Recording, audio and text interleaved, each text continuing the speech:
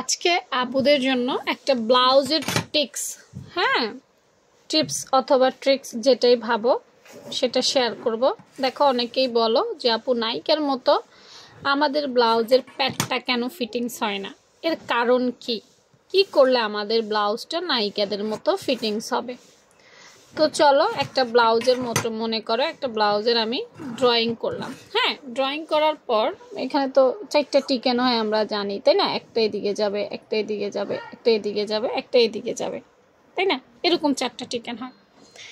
দেখো অন্য টিকেনগুলোর কথা বলছি না, নিচ থেকে যে টিকেনটা উঠে, নিচ থেকে আমাদের প্যাটটা মোটামুটি এরকম, মানে বেস্টের নিচ এবং প্যাটের জায়গাটা আমাদেরকে অলওয়েজ এভাবে দিতে হবে। এই দেখো টিকেনটা আমি একটু চওড়া করে মোটা করে দেখাই যাতে করে তোমরা বুঝতে সুবিধা হয়।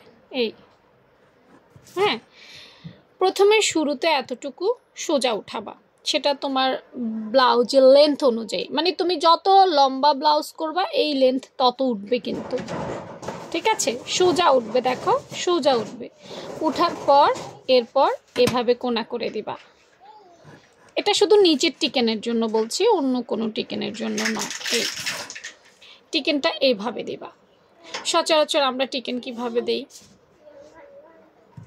আচ্ছা উল্টা পিঠে দেখাই, মনে করো এই হচ্ছে টিকেন না, আচ্ছা বোঝানোর জন্য আঁকলাম আর কি। আমরা সাধারণত টিকেন এভাবে দিয়ে অভ্যস্ত, ডিরেক্টেই ডিরেক্টেই, তাই না? আমরা টিকেন এভাবে দেই না? তো এই টিকেন এভাবে দেওয়ার কারণে হয় কি, উপর নিচ থেকে উপরে সোজা উঠে যায়। এটা প্যাটের কোনো শেপ তোমাকে দেখাচ্ছে না বা বোঝাচ্ছে না। তোমার তো প্রথমে পেটটা স্লিম করতে হবে, তারপর তোমার বেস্টের যে ভাস্ট পয়েন্টের জন্য ঠিক করতে হবে, তাই না? তো এই শেপে যদি টিকেন দাও টিকেনটা ঠিক ভালো হবে না, আর এই শেপে যদি টিকেনটা দাও দেখো 2 থেকে 3 ইঞ্চি অর্থাৎ ব্লাউজের লেন্থ অনুযায়ী।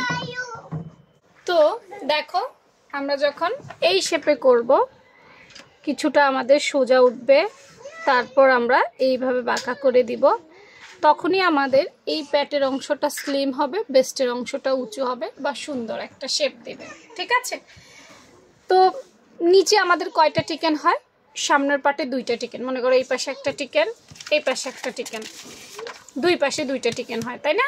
হ্যাঁ, আবার পেছন সাইডেও কিন্তু এরকমই 2টা টিকেন হয়।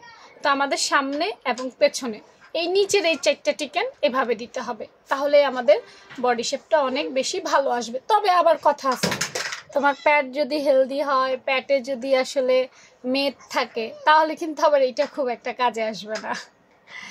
পরবর্তী ভিডিওর জন্য অবশ্যই পেজে ফলো রেখো। আল্লাহ হাফেজ।